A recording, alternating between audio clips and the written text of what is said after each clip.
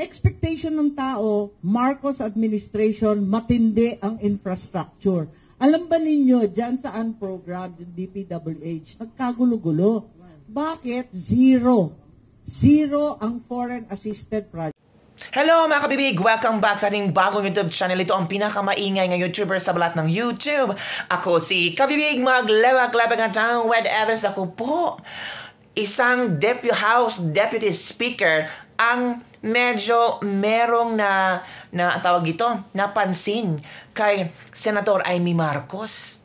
Sabi dito, bakit hindi mo na lang suportahan ang kapatid mo, Senator Amy Marcos? Kasi kung ano ang success ng inyong kapatid, ay success ng inyong pangalang Marcos. Gustong ibabangon ni Pangulong Bongbong Marcos ang pangalang Marcos, pero parang ikaw yata ang sumisira sa kapatid mo. Naku, mga kabibig! Meron din mga netizen ang pansin ba, lalo na ang mga loyalista na anong nangyari kay Amy Marcos? Para yatang every now and then may mga pasabog siya laban sa gobyerno ni Pangulong Bongbong Marcos. Sabi dito, kung ako si Senator, kapatid pa naman ni Senator Amy, tutulungan ko si BBM kasi the success of his brother is the success of our country, and this only the economic provisions and there is no political. So, iyon po ang pwede kong masabi. We will follow the President amending on the restrictive economic provisions of the Constitution.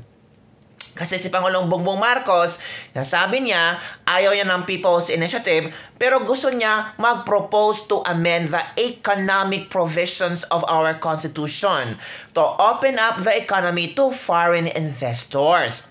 The policies, sabi pa ni Gonzales, the policies set out by the President are aimed at improving the lives of all 114 million Filipinos and not just a few. As the idiomatic expression goes, a rising tide lifts all boats.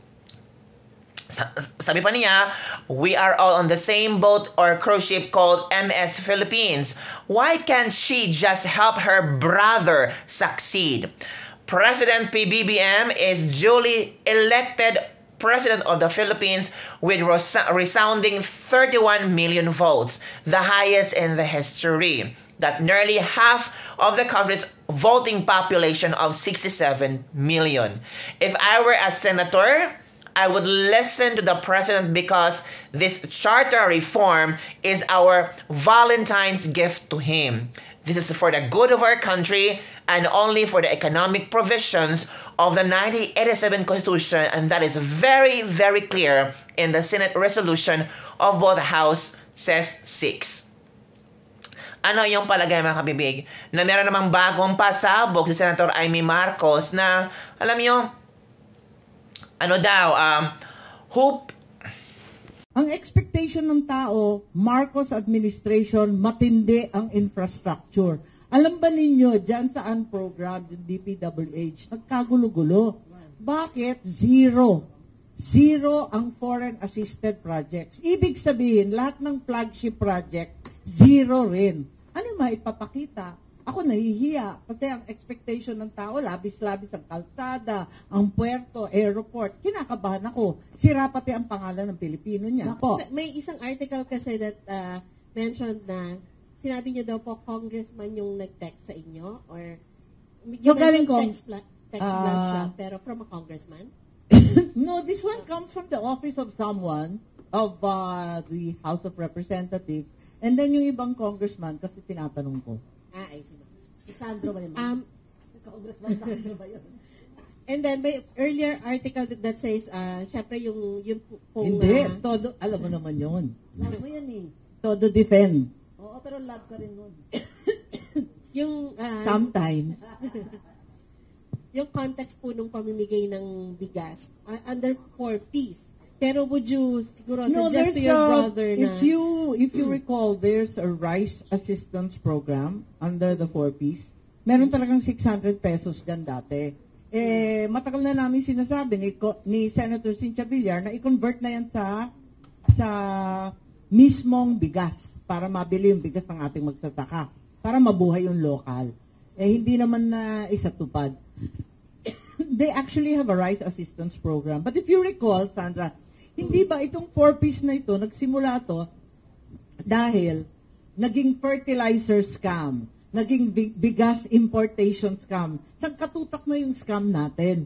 Kaya, naisip nga at sinabi ng mga consultant mula World Bank, ADB, sa iba't ibang lugar, na sa South America, Mexico, and these other places, cash na yung binibigay.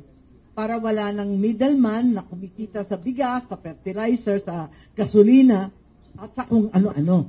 So, I think, that was the purpose.